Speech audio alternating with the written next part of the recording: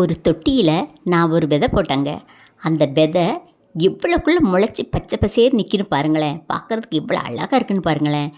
அந்த செடி அது என்ன செடி ஆகும்னு கூட தெரில. ஏன்னா நான் நிறைய விதை போட்டேன். ஒவ்வொரு செடியில் உள்ள விதையாக போட்டேன். அது எந்த செடி முளைச்சிருக்குன்னே தெரியல. பாருங்கள், இது நம்ம வீட்டில் பூத்த பூவு. ரொம்ப அழகாக இருந்துச்சே அப்படின்னு தொட்டு பார்த்தேன். அது கையோடு வந்துட்டு, ஐயோ கையோடு வந்துடுச்சே அப்படின்னு அதை பார்த்துக்கிட்டு இருந்தேன். கையோடு அந்த 2 முட்டு வந்துட்டு எவ்வளோ பூ பூத்துருக்குன்னு பாருங்களேன். ஆனால் பூ நிறைய பூக்குது. ஆனால் சின்ன சின்ன பூவாக பூக்கு. நானும் உரம்லாம் நிறைய வைக்கத்தாங்க செய்கிறேன். இன்றைக்கி ஒரு சம்பவம் நடந்துச்சுங்க.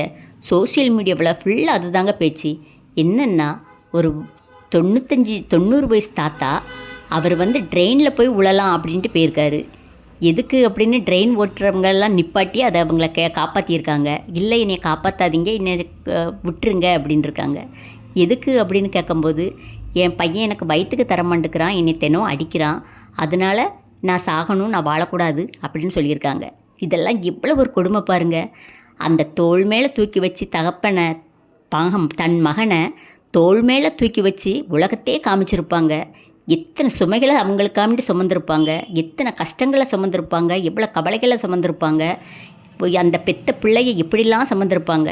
இப்போ நீங்கள் உங்கள் பிள்ளைங்களை சுமக்கிற மாதிரி தானே அவங்க அந்த காலத்தில் சுமந்திருப்பாங்க. உங்களுக்கும் வயசாகிக்கிட்டே போகும். இதே இடத்துக்கு தானே நீங்களும் வருவீங்க. இதே வேலையை தானே உங்கள் பிள்ளைங்களும் பார்க்கும். ஏன் அது உங்களுக்கு புரியவே மாட்டுக்கு? இப்படி ஒரு ரயில் தண்டுவாளத்தில் ஒரு முதியவர் விழுந்து சாப்பிட்ற அளவுக்கு அவங்களுக்கு ஒரு கொடுமை நடந்துச்சுன்னா அது எவ்வளோ ஒரு பாவம். அந்த பாவத்தை ஒரு நிமிஷம் நீங்கள் நினச்சி பாருங்களேன். இன்றைக்கி இவங்களுக்குன்னா நாளைக்கு அது உங்களுக்கு தானே. ஏன் இதை நீங்கள் யோசிக்கவே மாட்டேங்கிங்க? ஒரு பெத்த தகப்பனுக்கு நீங்கள் சாப்பாடு போட முடியலையா? இதெல்லாம் மனுஷ ஜென்மமாக என்ன சொல்லுங்கள்.